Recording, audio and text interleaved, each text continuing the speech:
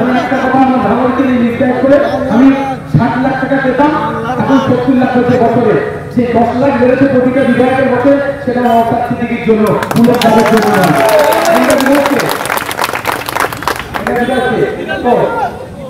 বিদেশ বাবুকে জিজ্ঞাসা করবে, বিদেশ বাবুকে জিজ্ঞাসা করবে, উনি এখন 60 লাখের বছরে 70 লাখ টাকা পান উন্নয়নের জন্য। যে 10 লাখ টাকা বেড়েছে কার জন্য? কোনো তৃণমূল বিজেপির শুভেন্দু অধিকারীদের জন্য নয়, নওশাদ সিদ্দিকীর জন্য।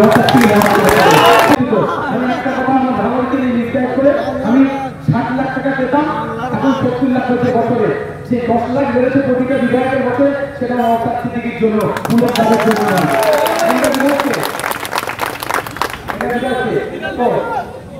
বিদেশ বাবুকে জিজ্ঞাসা করবে, বিদেশ বাবুকে জিজ্ঞাসা করবে, উনি এখন 60 লাখের বছরে 70 লাখ টাকা পান উন্নয়নের জন্য। যে 10 লাখ টাকা বেড়েছে কার জন্য? কোনো তৃণমূল বিজেপির শুভেন্দু অধিকারীদের জন্য নয়, নওশাদ সিদ্দিকীর জন্য।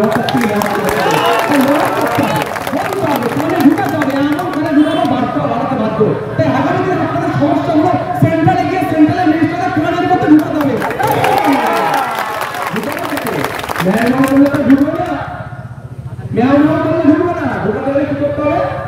গণতান্ত্রিক প্রক্রিয়াতে লিগালি কথা বলতে সেটা কে করে? যে 15 বছর ধরে দেশকে আগলেছে, সে 5 বছর ধরে তো আমাকে বলেছে আমার 60 লাখ 70 লাখ 3.5 কোটি টাকার মতো হচ্ছে। তো আমি ওদেরকে বলেছি ভারতবাসীকে যে কি চিন্তা করবে না, আমার 5 বছর পিরিয়ড শেষ হবে, এই 3.5 কোটি টাকার মতো কোথায় কিভাবে কি কি খরচ করেছি খামিয়ে ধরে, আমাদের খাম সিম্বল আমাদের খামে ধরে প্রতিটা বাড়ি বাড়ি আমি বলছি খালদানের প্রতিটা বাড়িতে খামে বলে দিচ্ছি। আমি তো আমাদের অ্যালার্জি হবে না, অন্তত সালদানের ছেলেদিকে লাগানো আছে, ওদের 25 টাকা কর্পোরেট ফান্ড দিয়েছে। অন্তত প্রতিটা অঞ্চলের কাছে একটা করে বড় বড় জায়গা টানিয়ে দিই, অঞ্চলে একটা করে টানা। আমি আপনাদের চ্যালেঞ্জ করে বলছি, সাহেবদের দলের যারা আছে তাদেরকেও বলছি, আপনাদের বলছি, এই 20 তারিখের আগে ওরা টানাবে না, টানাবে না, টানাবে না। কারণ টানালেই ওতে যে ঘাপলা কেস আছে, আপনারা ধরতে পারলে আমি এখন বিদায় হয়ে ধরার পরই তাকে ছেড়ে দিয়েছি। 5 বছর কত পাইতে বলে? 25 কোটি, 7.5 বছর এমপি আপনারা বলছিলেন, তাহলে কত হতে পারে? 12.5 কোটি ধরো, 25 আর 12.5 কোটি, 37.5 কোটি টাকা, 37.5 কোটি টাকা। আর যদি 20 থেকে সময় কম, তারপরে বলছি এখানে তৃণমূলের বন্ধুরা যদি মাইকের আওয়াজ শুনে, তুমি সবার উদ্দেশ্যে বলছি, ঠান্ডা মাথায় শুনলে যদি আমাকে গালাটা দিতে ইচ্ছা হয়, জীবনে আমার কাছে 4 থেকে যদি মানসিক শান্তি পান তাও দেবেন, আমার কোনো অসুবিধা নেই। কিন্তু আপনাদের জানতে হবে 1 বছরে 5 কোটি, 7.5 বছরে তাহলে 37 কোটি টাকা হচ্ছে, তাই তো নাকি? ভুল বলে আবার বলা তুমি ভুল বলে দেয়, সেটাকে কেটে দেওয়া যাবে এত নাকি 37.5 কোটি টাকা। তো কোথায় কত টাকা কিভাবে খরচ করেছে এইটাই তো জনগণকে জানাতে হবে। জনগণের তো রাইট আছে যে আপনাকে আমি 7.5 বছর ধরে পার্লামেন্টে পাঠালাম আমাদের উন্নয়নের জন্য, আমাদের ট্যাক্সের টাকা থেকে যে 37.5 কোটি টাকা আপনার পাওয়ার কথা ছিল, কত টাকা কোথায় কিভাবে খরচ করেছে তার তথ্যটা দিই।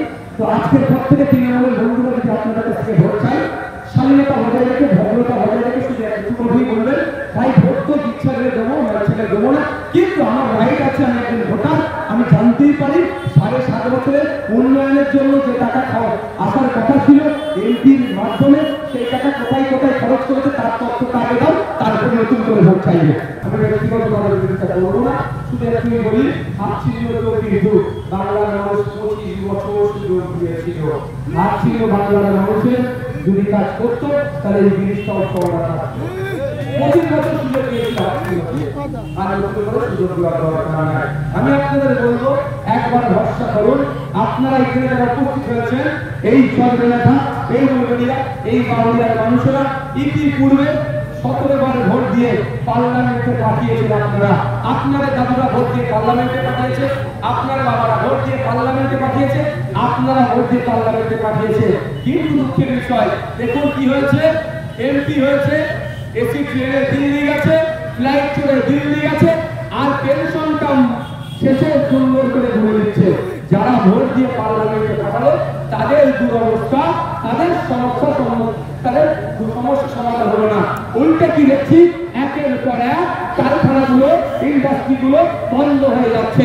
আপনাদের বলবো, যদি আমাদের অধ্যাপক মফিকুল ইসলাম সাহেবকে পার্লামেন্টে পাঠান, অধ্যাপক মফিকুল ইসলাম সাহেব 15.5 বছর দেশের নিরাপত্তার তিনি দায়িত্বে ছিলেন, তিনি বর্ডার সিকিউরিটি ফোর্সের হিসাবে তিনি কাজ করেছেন, যেভাবে দেশকে তিনি আগলেছেন বুক পেতে, আপনারা যদি 5 বছরের জন্য সুযোগ দেন,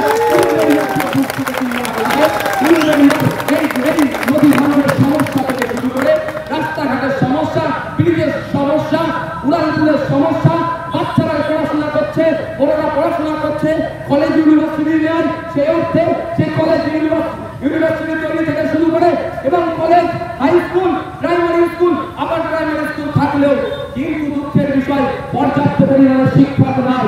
আমরা আমাদের পক্ষ থেকে খানচিহ্নকে এই 20 তারিখে ইভিএম মেশিনে 7 নম্বর বেতন দিবে, যদি পার্লামেন্টে পাঠান, পার্লামেন্টে গিয়ে এলাকার মানুষের জন্য স্বাস্থ্য বিপ্লবের কথা বললে, শিক্ষা আন্দোলনের কথা বললে, সমস্যা সমাধানের জন্য সেখানে কথা বলবে। আপনি ছুটিতে কাজ করেন, আপনার শ্রম চুরি করা হচ্ছে, আপনাকে 8 ঘন্টার মধ্যে 10 ঘন্টা কাজ করে নিচ্ছে, আপনার মিনিমাম ওয়েজে ন্যূনতম যেন মজুরি ঠিকঠাক দিচ্ছে না, বেশি খাটিয়ে নিচ্ছে। আপনি ভোটটা কেন দিয়ে এমপি করে পাঠাবেন? দিল্লি যাবে আপনার ভোট দিয়ে, ওখানে গিয়ে লেবার মিনিস্টারকে বলবে এই বাউরিয়ার জুট মিল শ্রমিকদের দুর্দশার কথা। ওখানে গিয়ে বলবেন আমাদের মফিকুল ইসলাম সাহেব লেবার মিনিস্টারকে যে বাউরিয়ার জুট মিল শ্রমিকদেরকে বেশি খাটিয়ে নিচ্ছে, টাকা কম দিচ্ছে। বাউরিয়ার জুট মিল শ্রমিকদের যে সমস্ত সমস্যাগুলো আছে, ইন্ডিয়ান লেবার ফোর্সের যারা দায়িত্ব আছে তাদের কাছ থেকে নোট ডাউন করলে বা জুট মিলের শ্রমিকদের সাথে কথা বলে পার্লামেন্টে গিয়ে আইন যেখানে তৈরি হয়, জুট মিলের শ্রমিকদের জন্য আইনটা যাতে ঠিকঠাক হয়, তার কথা আমাদের অ্যাডভোকেট মফিকুল ইসলাম সাহেব আপনাদের জন্য বলবেন। পার্লামেন্টে সুযোগ দিলাম, তিনি আমাদের জুট মিল শ্রমিকের কোনো কথা বলল না, তিনি আমাদের জরি শ্রমিকের কোনো কথা বলল না। আমাদের এই রাস্তাঘাটের সমস্যা, ব্রিজটা কি চওড়া করা দরকার, এখানে এমার্জেন্সি হয়ে গেলে অ্যাম্বুলেন্স থেকে শুরু করে এমার্জেন্সি হলে বিশাল বিপদের সম্মুখীন, এমার্জেন্সিতে দূরের কথা, আপনি বলুন এখানে আগুন লেগে যায়, সব থেকে বড় কথা, এখানে আগুন লেগে যায়, আসবে গাড়ি দিকে? আসবে? এবং হওয়ার দরকার আছে আপনাদের। ফায়ার ব্রিগেডের আগুন নিভানো গাড়িকে তো আসতে হবে, তার মাধ্যমে যাবে গাড়ি এখানে আসতে পারবে। আমার তো খুব চওড়া গাড়ি নেই, তাও আসতে গেল, আর ফায়ার ব্রিগেডের বড় লরি পানি নিয়ে আসতে পারবে না, তাহলে এত মানুষ এখানকার জ্বলে পুড়ে মরবে। এই সমস্যাটা সমাধান কে